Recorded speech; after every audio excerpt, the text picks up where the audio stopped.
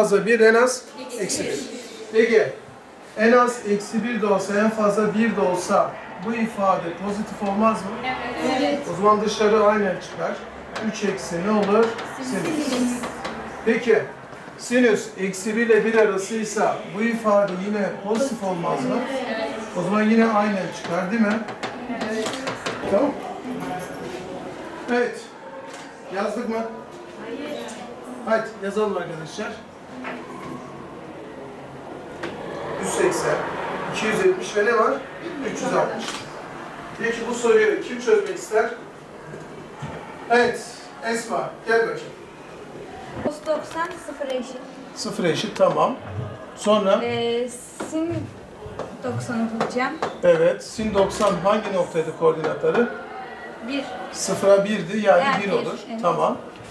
Bu da cos 360 Peki oluyor. kızlar 360 derece ile 0 aynı şey değil mi? Tamam. 0'ın koordinatları neydi?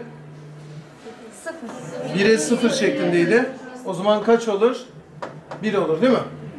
Tamam. Ne olur o zaman toplam? Toplarsın bunları. 0 artı 1 artı. Şöyle de yapalım.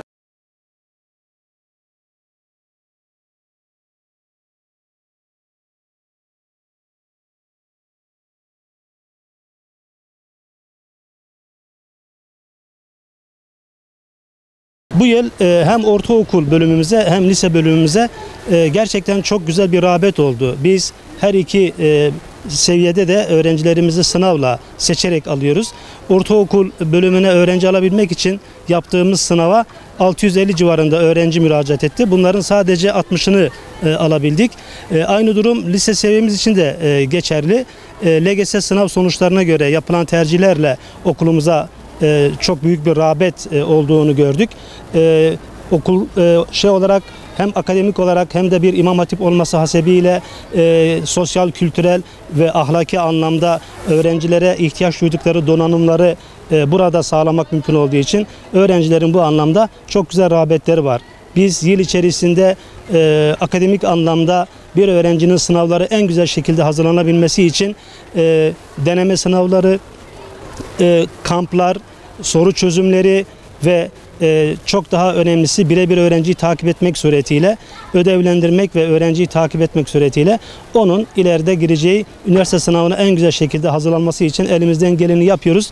Biz bu anlamda gerçekten bir devlet okulundan beklenen bir performansın üstünde bir performansta buraya gelen bütün öğrencilerimizi en güzel şekilde yetiştirip onları ileride hak ettikleri mesleklere ulaşması için elimizden geleni yapıyoruz. Tabii İmam Hatip Lisesi olduğumuz için öğrencilerimizin sadece akademik başarıları bizim işimizi tam olarak yaptığımız anlamına gelmez. Biz aynı zamanda onları genel anlamda hayata hazırlamak, onları kendileriyle barışık, çevreleriyle barışık, daha da önemlisi Allah'la barışık birer insan olmaları için ihtiyaç duydukları kazanımları da sağlamak suretiyle onların burada mutlu ve huzurlu bir şekilde ayrılmalarına yardımcı olmaya çalışıyoruz. Sonuçlarımız çok güzel. Gerçekten yıllardır belki İmam Hatiplerle ilgili hiç konuşulmayan, hiç akla gelmeyen sonuçlarımız oldu bu sene.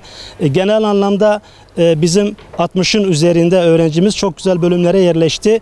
Bunların işte ilk yerleşenleri açısından baktığımızda 14 tane tıp fakültesi ki bunların içerisinde aynı zamanda Türkiye'de kendi alanlarında ilk 1000'e giren 3 tane de öğrencimiz vardı.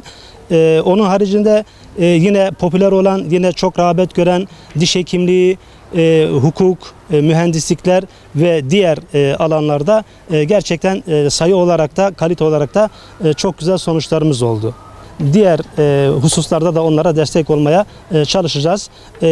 Buraya öğrencilerini göndermek isteyen ya da buraya gelmek isteyen her türlü öğrencimiz gönül rahatıyla gelebilir. Biz bu anlamda çok huzurlu bir şekilde onlara tavsiye ederiz. Şu ana kadar gelip de keşke buraya gelmeseydim diyen hiçbir öğrencimize rastlamadık. Ama buraya alıştıktan sonra kovmaya kalksak bile buradan gitmeyecek yüzlerce öğrencimiz var. Çok mutluyuz. Gerçekten böyle bir okulda çalıştığımız için, böyle öğrencileri yetiştirmek bize nasip olduğu için ve her anlamda çıktılarımızın bu kadar değerli ve kaliteli olması için mutluyuz, huzurluyuz.